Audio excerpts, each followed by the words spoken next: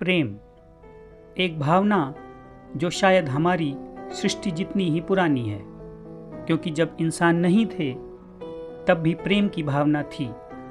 बस अंतर इतना कि सभी जीवों में प्रेम प्रदर्शित करने का तरीका अलग अलग है, लेकिन प्रेम हर जगह व्याप्त है। इस प्रेम की भावना के साथ जिसका नाम सबसे ज़्यादा जोड़ा जाता है वो है हृदय यानी दिल।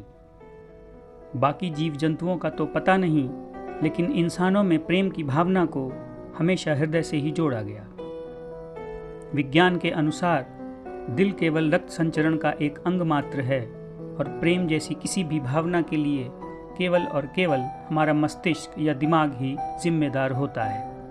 फिर हमारे पूर्वजों द्वारा हृदय को प्रेम से जोड़ने का क्या सिद्धांत रहा होगा? आप सभी ने सुना होगा कि अक्सर लोग प्यार में दिल लेने या दिल देने की बात करते हैं। तो क्या सच में ऐसा होता है या ये एक चलन मात्र है? जैसा कि आदिनामा के पिछले भागों में भी बताया गया है कि भारत के वेद शास्त्रों में जो भी वर्णित है वो पूर्णतया वैज्ञानिक है। वर्तमान में चल रहे विज्ञान के शोधों से जो परिणाम निकल कर आता है वो बिल्कुल वैसा ही होता है जैसा हमारे वेद शास्त्रों में वर्णित है।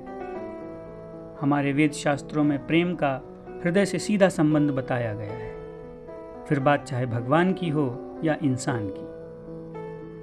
आप सभी ने कई जगह सुना होगा कि माता लक्ष्मी भगवान विष्णु के हृदय में वास करती हैं या माता सीता भगवान राम के हृदय में वास करती हैं।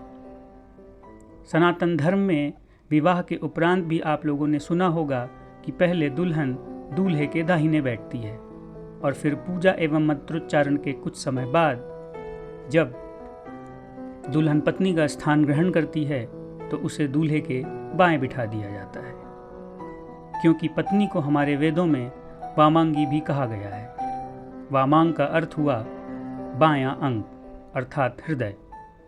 जब दुल्हन दाहिने होती है तो पंडित द्वारा अग्नि को साक्षी मानकर कुछ मंत्रोच्चारण किए जाते हैं और उन मंत्रों में ये वर्णित होता है कि दूल्हा अब से दुल्हन को अपनी पत्नी स्वीकार करता है और मंत्रों द्वारा उसे अपने हृदय वाले स्थान में वास करने का प्रण लेता है। तो इसी सिद्धांत के अनुसार देखा जाए तो प्रेम का सीधा संबंध हृदय से है और दिल लेने या दिल देने की बात बिल्कुल सत्य है। आधुनिक समाज में इसे चलन मात्र की नज़र से देखा जा सकता है, लेकिन हमारे वेद शास्त्रों में ये पूर्णतया वैज्ञानिक आधार पर है। और अगर भगवान शिव के अर्धनारीश्वर स्वरूप को भी देखेंगे तो उसमें भी नारी वाला स्वरूप बाईं तरफ ही है, यानी कि हृदय की जगह। वर्तमान समय में चल रहे विज्ञान के कुछ शोधों से भी ये सामने आ चुका है कि प्यार का दिल से कोई तो संबंध है। एक वैज्ञानिक ने तो शोध के करने के बाद दिल को लिटिल ब्रेन यानी छोटा दिमाग भी कह दिया। उनके शोध में उन्होंने ये सिद्ध किया कि प्यार या ऐसी किसी भी भावना के लिए दिमाग नहीं बल्कि दिल ही जिम्मेदार है।